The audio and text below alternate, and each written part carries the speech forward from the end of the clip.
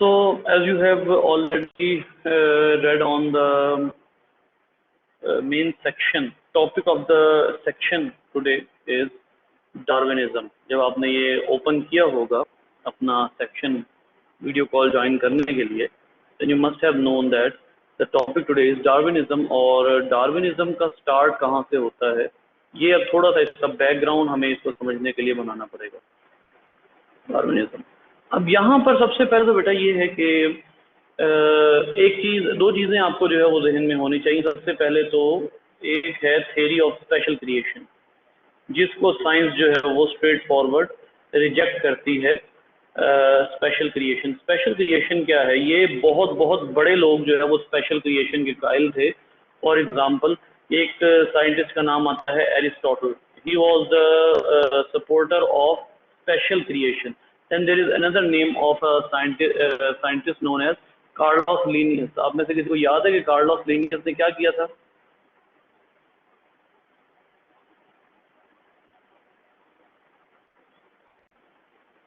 जी बेटा, Carlos Linnaeus का याद है क्या किया था उसने? Carlos Linnaeus gave the concept of binomial nomenclature. अब आप अंदाजा करें, such a renowned scientist, such a scientist with a huge reputation, इतना बड़ा साइंटिस्ट जो है वो क्या कर रहा है? वो थ्योरी ऑफ स्पेशल क्रिएशन का कायल है, साइंस के total opposite. Theory of special creation क्या है? थ्योरी ऑफ स्पेशल क्रिएशन ये कहती है कि all the organisms are created as such, सबसे पहले तो यहाँ पर दो अल्फाज हैं और वो क्या हैं? वो हैं आर क्रिएटेड। इसका मतलब है, क्रिएटेड का मतलब ये है कि there must be some creator. तो ये जो थ्योरी ऑफ स्पेशल क्रिएशन है, इसमें क्रिएटर का जो है वो वर्ड भी इस्तेमाल होता है, ठीक है। लेकिन जो दूसरी चीज इसमें है, उससे मैं खुद भी पर्सनली जो है वो इख्तलाफ करता हूँ on the base of religious knowledge and on the basis of scientific knowledge. और वो ये है कि एज सच, बिल्कुल ऐसे ही जैसे आज हैं। फॉर एग्जाम्पल, एरिस्टोटल ने अपने ज़माने में या कार्लोस लिनियस ने अपने ज़माने में क्या कहा था? दे सेड और no change has been observed between among these living objects। और दूसरी बात उन्होंने क्या कही थी? दूसरी बात उन्होंने ये कही थी कि all the living objects are created as such। मतलब इसी तरह जिस तरह आज हम उनको अपनी आंखों से देख रहे हैं, बिल्कुल इसी तरह जो है they were created। But I personally have an objection with this word as such। कोई भी स्पीशीज, इवन ह्यूमन भी ऐसा नहीं है जो as such बनाया गया हो। ह्यूमन भी एज सच नहीं बनाया गया बेटा। ह्यूमन जो है वो आहिस्ता आहिस्ता उसमें चेंज आता रहा है, and there is a proof through religious evidences as well as scientific evidences कि ह्यूमन को अगर ह्यूमन ही बनाया गया है, ठीक है, मतलब हम ये कहते हैं कि ह्यूमन को ह्यूमन ही बनाया गया। ये कौन कहता है? ये रिलीजन वाले कहते हैं ज़्यादातर, ठीक है। तो अगर रिलीजन वाले ये कहते हैं कि ह्यूमन को ह्यूमन भी ही बनाया गया है, तो वो भी इस बात से इनकार नहीं कर सकते कि ह्यूमन के अपने अंदर भी चेंजेस आए हैं और अभी भी आ रहे हैं। तो अगर ह्यूमन के अपने अंदर भी चेंजेस आए हैं और आ रहे हैं, इसका मतलब है कि एज सच कुछ भी नहीं बनाया गया, बल्कि बना के उसमें चेंजिंग लाई गई है। ये चीज जो है ये रिलीजियस लोग भी मानते हैं। अच्छा, ये है थ्योरी ऑफ स्पेशल क्रिएशन, जिसमें क्रिएटर का जिक्र तो है। ये बात तो जाहिर है, हम तो इस बात से जो है वो we can not even deny this thing even if we die, ठीक है। हम तो बात से इनकार नहीं कर सकते कि देयर इज अ क्रिएटर, लेकिन एज सच वाली बात इससे हम इनकार करते हैं। और बेसिकली जो डार्विनिज्म है वो एक और एंगल से चीजों को देखता है। डार्विन जो है, Darwinism is actually the theory of Charles Darwin. और चार्ल्स डार्विन जो है ये एक्चुअली कहाँ पर पैदा हुआ था? He was present at that time in great Britain. Great Britain किसको कहते हैं? ग्रेट ब्रिटेन आप कहते हैं इंग्लैंड को, ग्रेट ब्रिटेन में होता था ये। बट ये पैदाइश इसकी कहीं और की थी।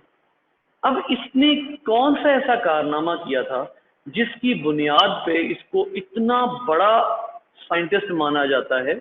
मतलब मैं समझता हूँ कि आप लोगों ने मेरे जेनेटिक्स के जब लेक्चर सुने तो आप लोगों को अंदाजा हो गया होगा कि मैं मेंडल का कितना बड़ा जो है वो मद्दाह हूँ, मेंडल को कितना ज्यादा मैं अप्रिशिएट करता हूँ कि Mendel was a true scientist, खास तौर पर जो साइंटिफिक अप्रोच उसने यूज की। बट मेंडल के बाद जो मेंडल से काफी निचले लेवल की उसने ऑब्जर्वेशन की वो चार्ल्स डार्विन था।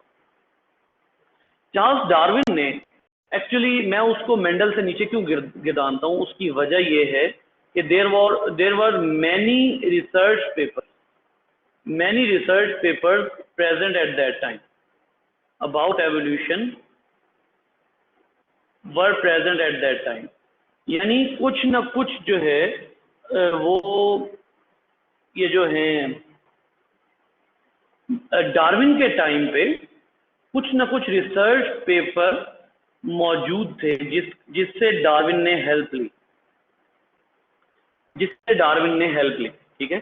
और हेल्प लेके उसने पूरी एक बुक लिख मारी जिसका उसने नाम लिखा ओरिजिन ऑफ स्पीशीज, और इसका नाम बड़ा लंबा सारा है, वो मैं आपको आपकी बुक से दिखाता हूँ, आपकी बुक में मौजूद है। इसमें उसने क्या कहा, यहाँ पर अब जो बात बनती है ना, डार्विन ने कहा क्या था, डार्विन ने ये कहा था that the no species is created as such. अगली स्टेटमेंट क्या थी, species are evolved from their ancestors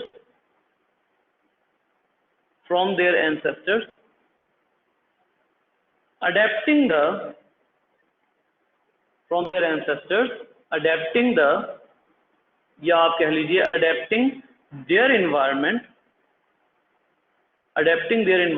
as such।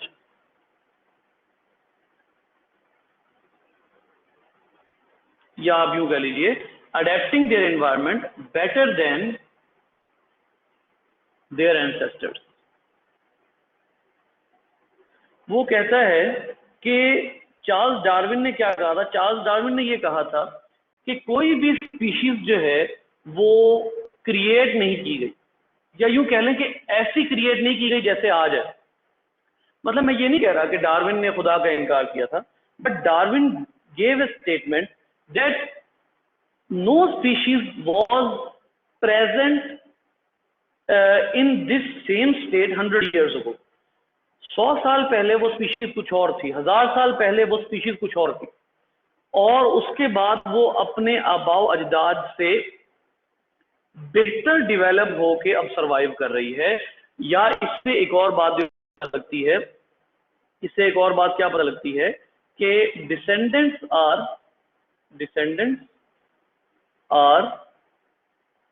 Better than ancestors mostly.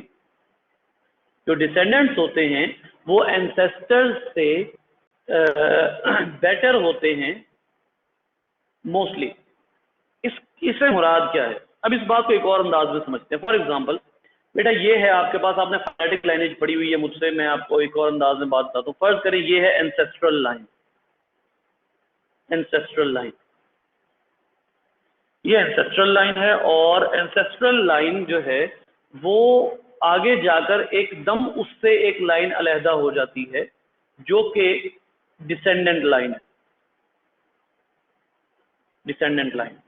और जो डिसेंडेंट लाइन है ये चलती रहती है, जबकि एंसेस्ट्रल लाइन एक जगह पर आकर खत्म हो जाती है। क्योंकि जो एनवायरनमेंट है उसने किसको फेवर कर दिया, एनवायरनमेंट कह लीजिए या नेचर कह लीजिए, उसने किसको फेवर कर दिया, it favoured the descendant, environment favoured the descendant. इसका मतलब ये हुआ, अब यहां से अब आप एक और कंक्लूजन निकाल सकते हैं कि हमेशा ऐसा नहीं होगा कि डिसेंडेंट ही फेवर किए जाएंगे, हमेशा ऐसा नहीं होगा कि डिसेंडेंट फेवर किए जाएं, बल्कि क्या होता है कि if the descendant has better characters than ancestors, याद रखिए अगर डिसेंडेंट्स में एंसेस्टर के मुकाबले में बेटर कैरेक्टर नहीं होते तो डिसेंडेंट्स खत्म कर दिए जाएंगे, नेचर उनको फौरी तौर पर एलिमिनेट कर देगी, उड़ा के रख देगी, तबाह करके रख देगी। तो इसका मतलब क्या है, आप जरा गौर कीजिए डार्विन ने क्या कहा था, no species is created as such, species are evolve from their ancestors adapting their environment better than their ancestors. यानी डिसेंडेंट सिर्फ और सिर्फ तब सरवाइव करेंगे जब उनके अंदर अपने एंसेस्टर्स से बेटर कैरेक्टर्स आएंगे, और अगर उनके अंदर बेटर कैरेक्टर नहीं होंगे तो डिसेंडेंट को भी क्या किया जा सकता है, एलिमिनेट किया जा सकता है। इसका मतलब ये हुआ कि अब आपको यहां से ये समझ आ गई कि बेसिकली जो मॉडर्न स्पीशीज हैं, जो मॉडर्न बनने वाली स्पीशीज हैं, वो असल में अपने डिसेंडेंट से ही निकली हैं कुछ कैरेक्टर्स की मॉडिफिकेशन के साथ। मॉडिफिकेशन ऑफ कैरेक्टर, यहां कैरेक्टर मॉडिफाई, याद रखिए अब इसका मतलब क्या है, मॉडिफिकेशंस ऑफ कैरेक्टर्स, इसका मतलब क्या है, इसका मतलब ये है कि जो मॉडिफिकेशन ऑफ कैरेक्टर का मतलब ये है कि जो जितने भी डिसेंडेंट्स हैं दे आर काउंटेड एज, अब यहां पर एक मैं चंद सेंटेंसेस जो लिख रहा हूं इनको अब आपने जहन में रखना है, काउंटेड एज जो कह लीजिए कि सेपरेट स्पीशीज देन एंसेस्टर्स। जो डिसेंडेंट्स हैं वो अपने एंसेस्टर्स से सेपरेट स्पीशीज काउंट होते थे। और आप में से कोई मुझे बताएगा कि किसी भी स्पीशीज को सेपरेट कहने के लिए हमारे पास क्या क्राइटेरिया होता है? जी बेटा जल्दी से, किसी भी स्पीशीज को सेपरेट कहने के लिए हमारे पास क्या क्राइटेरिया होता है?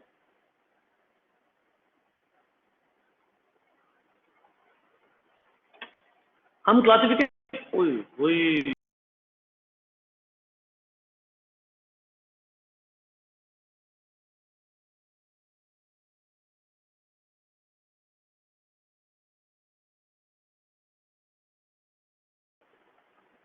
सॉरी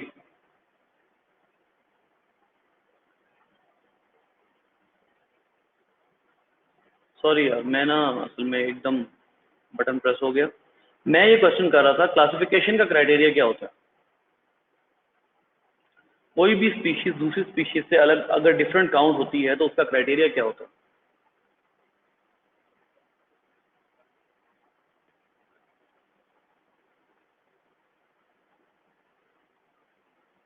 हाँ जी, क्या हो गया? कोई भी स्पीशीज अगर दूसरी स्पीशीज से सेपरेट काउंट होती है तो उसका क्राइटेरिया होता है सिमिलैरिटीज एंड डिफरेंसेस।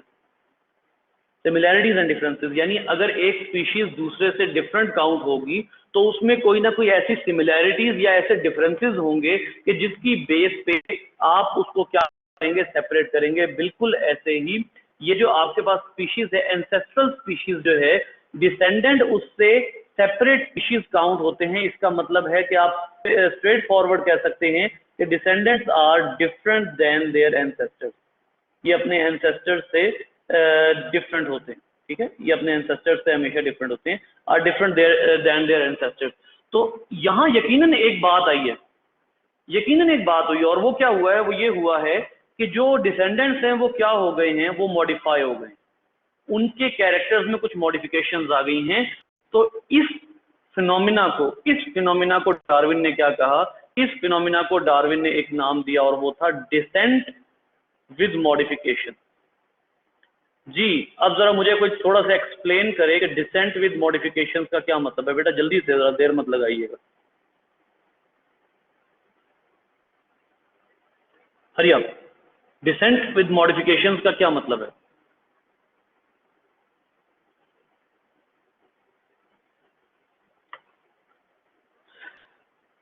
शैब, नजीर, कोई नहीं यार, किसी को नहीं समझ नहीं आया?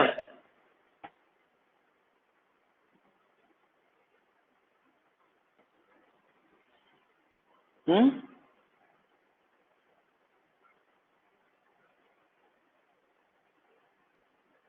सारे लगता माइक ऑफ करके बैठे हुए हैं, माइक ऑफ करके कसम खाई हुई है नहीं बोलना। आप लोगों के मैसेजेस भी अलाउड है बेटा।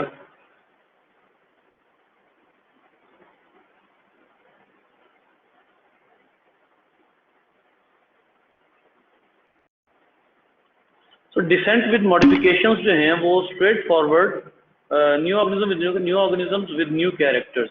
New organism with new characters, या इसको आप कह लीजिए कि descendants with new characters. More properly इसको आप ये कहेंगे कि descendants with modified characters, with new characters, with more suitable characters than their ancestors. तो ये होता है डिसेंट विद मॉडिफिकेशन। डिसेंट का मतलब है कि वो अपने एंसेस्टर्स से अलग हो गए। अब डार्विन ने इसको डिसेंडेंट क्यों कहा? डिसेंडेंट असल में वो होते हैं बाद में आने वाले, जिनको आप प्रेडिसेसर्स भी कहते हैं ना, कि ये बाद में आने वाले हैं। और बाद में आने वाले जो हैं ये क्या करेंगे? They will have better characters than their ancestors. तो एक तो ये जो है वो डार्विन का पॉइंट था। दूसरा पॉइंट ये था कि ऑन व्हाट क्राइटेरिया, अब मैं आपसे एक सवाल और पूछता हूँ, बेटा तैयार रहिएगा आंसर देने के लिए। On what criteria the descendants are counted better than ancestors? किस क्राइटेरिया की बुनियाद पर डिसेंडेंट्स को एंसेस्टर्स से बेटर काउंट किया जाएगा? जी, कौन तय करेगा? Who will decide?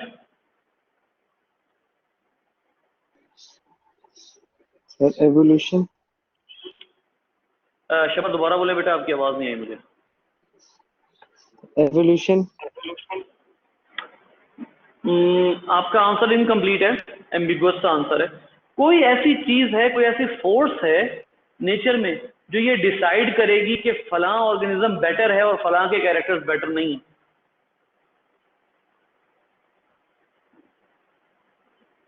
अभी थोड़ी देर पहले मैंने ये बात आप लोगों को भूल गई है, और वो है ये, शाबाश, नेचुरल सिलेक्शन। नेचुरल सिलेक्शन ये डिसाइड करेगी कि फलां कैरेक्टर्स जो हैं वो इन्वायरमेंट में फिट होते हैं और फलां कैरेक्टर इन्वायरमेंट में फिट नहीं होते। इससे आपको डार्विन का एक फ्रेज याद आ जाना चाहिए। डार्विन ने कहा था, all those who are fit will survive, यानी survival of the fittest, survival of the fittest. जो सबसे फिटेस्ट होगा वो सरवाइव करेगा, और जो फिटेस्ट नहीं होगा वो आहिस्ता आहिस्ता खत्म होता चला जाएगा। इसका मतलब ये है, अब जरा गौर कीजिएगा, मैं अब आपको ना एक बड़ी ही सिंपल सी मिसाल देता हूँ। फॉर एग्जांपल, दो ऑर्गेनिजम्स हैं, एक ऑर्गेनिज्म ए है, एक ऑर्गेनिज्म बी है। ये भी जो है वो, एक मिनट, ये भी जो है वो 10 बच्चे पैदा करता है, 10 अंडे देता है, ये भी 10 अंडे देता है, ठीक है।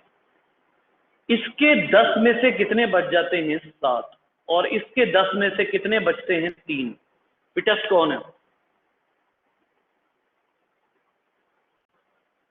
एक ऑब्वियस सी बात है कि नेचर के हिसाब से, नेचर में फिट होने के हिसाब से जाहिर है ए, ठीक है, नेचर में फिट होने के हिसाब से जो है वो जाहिर है ए जो है वो ज्यादा फिट है बनिस्बत 3 के।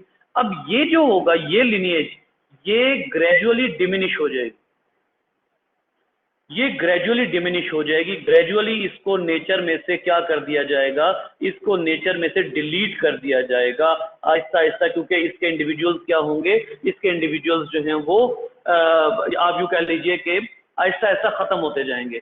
तो यहां से क्या पता लगता है? इट इज, यहां पर ना, अब मैं आपको एक सेंटेंस लिखकर देने लगा हूं जिससे एकदम आपको क्लिक होगा कि असल में क्या बात है, कि it is the genetic material, it is the genetic material that is either favored or deleted। या तो उस जेनेटिक मटेरियल को फेवर किया जाता है या उस जेनेटिक मटेरियल को एलिमिनेट कर दिया जाता है, डिलीट कर दिया जाता है। तो अब आप इससे यहां पर अंदाजा लगा लीजिए बेटा कि फॉर एग्जांपल ये जो है, ये बी वाला, ये एंसेस्टर है, ये एंसेस्टर है, और ये जो ए वाला है ये डिसेंडेंट है फॉर एग्जांपल। इसका मतलब क्या होगा कि डिसेंडेंट में कुछ क्या हुआ है, कुछ ना कुछ मॉडिफाई हुआ है, जिसकी वजह से डिसेंडेंट ज्यादा बेटर सरवाइव कर रहा है एज कंपेयर टू एंसेस्टर्स, तो इसका मतलब ये है कि ये एक ऐसी स्पीशीज होगी विच वुड बी सर्वाइविंग, जो ज्यादा बेटर सर्वाइव करेगी as compare to their ancestors, and it would prevail in the coming future. ये वो चीज है जिसको आप कहते हैं कि सर्वाइवल ऑफ द फिटेस्ट, और सर्वाइवल ऑफ द फिटेस्ट के पीछे नेचुरल सिलेक्शन होती है। अच्छा, आप मुझे जरा ये बताएंगे कि नेचुरल सिलेक्शन बेसिकली होती क्या है? कोई सिंपल अल्फाज में मुझे बता सके।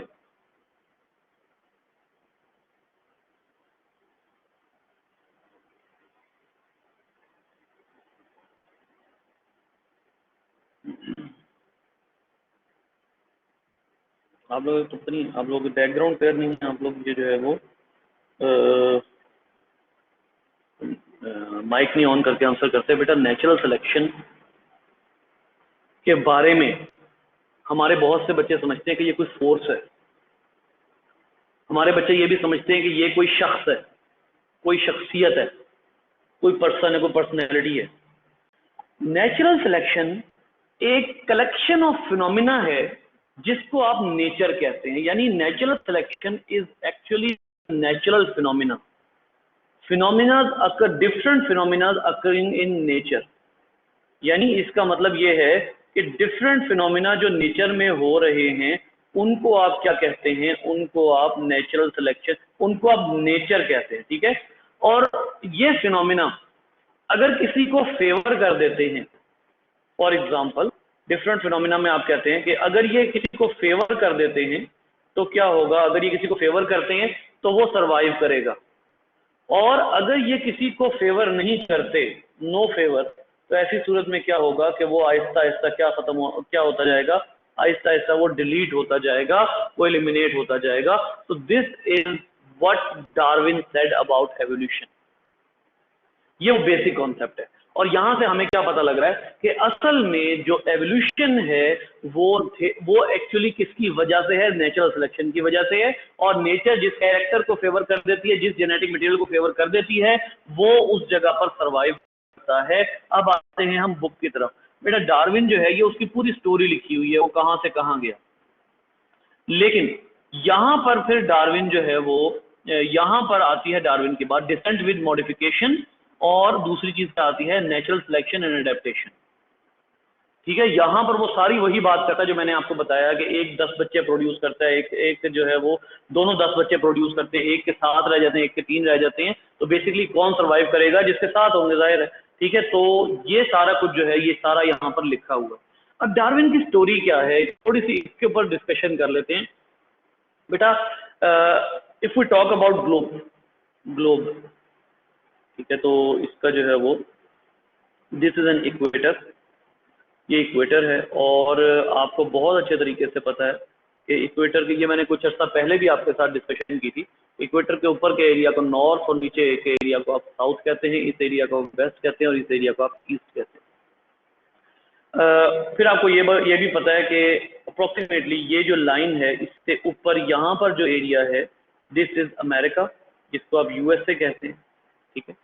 उसके बाद फिर ये एक एरिया आ जाता है, एक ये एरिया आता है जिसको आप यूरोप कहते हैं। यहाँ पर नीचे की तरफ मिडल ईस्ट, और बेसिकली इस एरिया को आप क्या कहते हैं? This area is known as Africa, ये अफ्रीका है। फिर उसके बाद एक एरिया आता है इतना, ये एरिया आता है, इसको आप एशिया कहते हैं, ठीक है। और फिर यहाँ पर सबसे बड़ा जो एक कॉन्टिनेंट है हमारा, जिसको हम ये कहते हैं, रशिया कहते हैं। यहाँ पर इस जगह पर रशिया मौजूद है। ये जाहिर है मैं एग्जैक्टली तो नहीं बना सकता, कुछ ममालिक यहाँ दरमियान में भी है, जैसे मंगोलिया वगैरह है।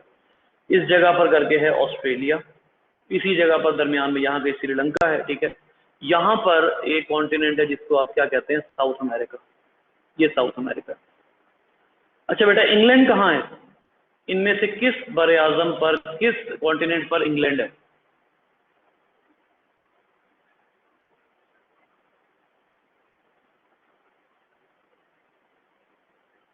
यूरोप, शाबाश, यूरोप में, ठीक है।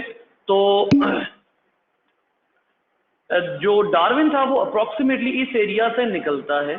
अच्छा, मैं आपको एक बात बताऊं, कि एक चीज और भी, सॉरी मैं एक छोटी सी ना गलती कर गया, ये मैं जरा प्रॉपरली बना लूं ताकि ना 2-3 चीजें क्लियर हो जाए, क्योंकि असल में हमारा कंसर्न ये जगह है, ये साउथ अमेरिका जिसका कुछ हिस्सा जो है वो इक्वेटर से मिलता है और उसके इर्द गिर्द यहाँ पर कुछ और चीजें भी हैं, वो मैं अब आपको बताता हूँ। बेटा अब यहाँ पर जो यूरोप से डार्विन निकला वो एक साइंटिस्ट था चार्ल्स लाइल। चार्ल्स लाइल इसके साथ निकला था, पता नहीं इसके साथ निकला था या वो कौन था, नहीं मैं चार्ल्स लाइल नहीं था, खैर तो वो इसके साथ निकला और उसने निकल के जो है वो यहाँ पर सफ़र शुरू किया।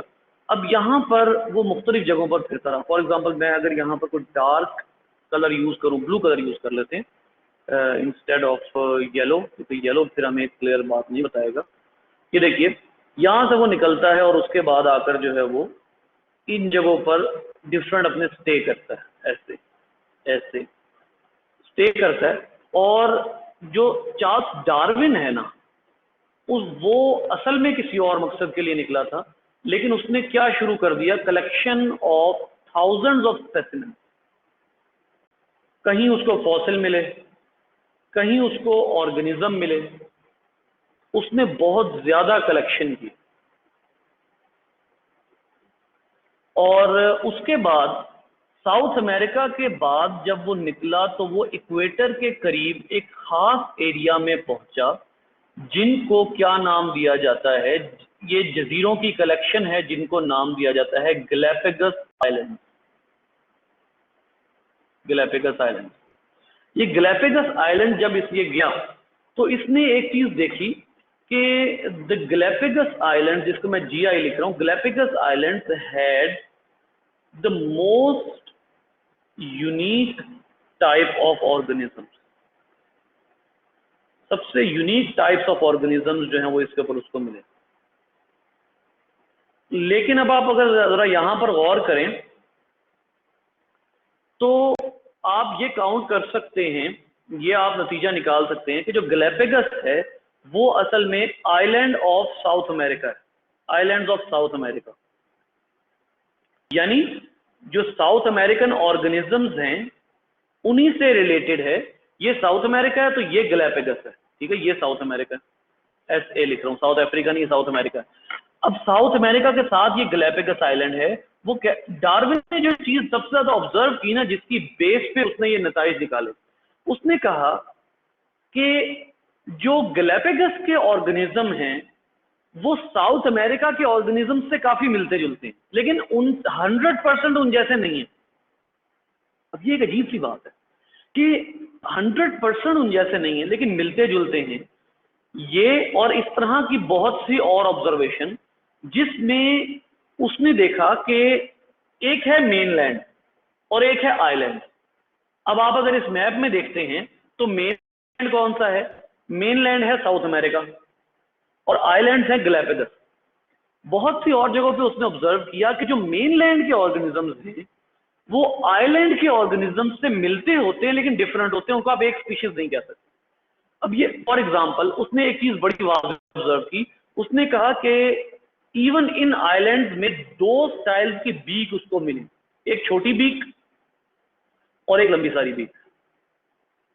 बीक जाहिर है किन में होती है, बर्ड्स में होती है। ये 2 टाइप्स की बीक्स जो हैं वो उसको मिली, A और B। अब वो इस सोच में पड़ गया कि ये जो आइलैंड्स हैं इन्हीं आइलैंड्स के ऊपर ये 2 टाइप की बीक्स क्यों मिली। बाद में उसको पता लगा कि ये बीक जो है ये यूज होती है क्रैकिंग द नट को तोड़ने के लिए। जिस आइलैंड पे, अब आप सोचें जरा, मुझे आंसर करें कि जिस आइलैंड पे नट क्रैकिंग वाली बीक होगी वहां डोमिनेंट फूड क्या होगा?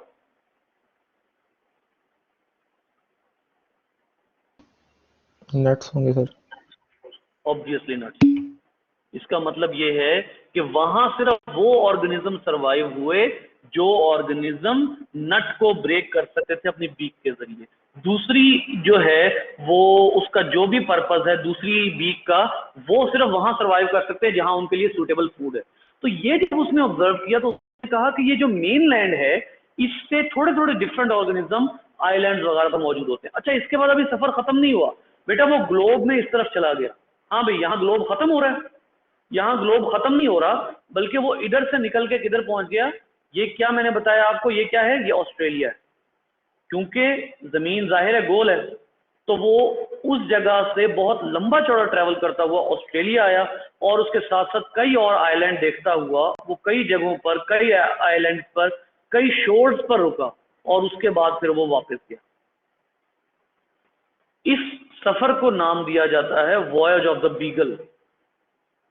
बीगल जो है वो गालबन इनके जहाज का नाम था, वॉयज ऑफ द बीगल। और ये इतने ज्यादा एरियाज में, इतने शोर्स में, इतने एरियाज में फिर कर उसने ये कलेक्शन की, और अल्टीमेटली वो इस नतीजे पर पहुंचा कि organisms are descended with modifications from their ancestors and only those survive which are favoured by nature, also known as natural selection. ये है वो टोटल डार्विन की थ्योरी, जिसमें उसने इतना लंबा चौड़ा सफर करके, और बेटा बहुत ही लंबा सफर किया था उसने, बहुत लंबा चौड़ा। अच्छा, अभी मैंने आपको एक चीज बताई थी कि डार्विन की जो थ्योरी है उसमें नेचुरल सिलेक्शन किसको फेवर करती है? Natural selection basically genetic material को फेवर करती है। तो लेकिन डार्विन को जेनेटिक्स का नहीं पता था, डार्विन को जेनेटिक्स का नहीं पता था। तो अब क्या किया बाद में आने वाले साइंटिस्ट ने, क्या किया, डार्विनिज्म प्लस पॉपुलेशन जेनेटिक्स, इन दोनों को मिला दिया। डार्विन को जेनेटिक्स का नहीं पता था। डार्विन ने जितनी बात की थी वो किस बेस पर की थी? कैरेक्टर्स की बेस पर की थी, किसी जीन्स की बेस पर बात नहीं की थी, किसी जीन की बेस पर। बाद में आने वालों ने डार्विनिज्म और पॉपुलेशन जेनेटिक्स को मिला दिया, और फिर क्या कहा कि ये क्या है, नियो डार्विनिज्म है, ये नियो डार्विनिज्म। पॉपुलेशन जेनेटिक्स असल में क्या चीज है आपको अच्छे तरीके से पता है कि gene pool of whole population, gene pool of whole population, ये बड़ा कॉम्प्लेक्स कॉन्सेप्ट है। तो इसको हम इंशाल्लाह जो है वो एक दो टॉपिक्स के बाद हमने इसको भी डिस्कस करना है। Gene pool of whole population ये जो है वो कहा जाता है, इसको साथ में ला दिया गया, ठीक है। इसके बाद जो भी टॉपिक्स हैं वो एविडेंसेस हैं, बड़ा ही दिलचस्प टॉपिक है अगला वाला ना, तो वो इंशाल्लाह जो है वो हम कल देखेंगे, और कोशिश ये करेंगे कल में ये टॉपिक कंप्लीट हो जाए। हाँ जी बेटा, कोई सवाल है तो बताइए।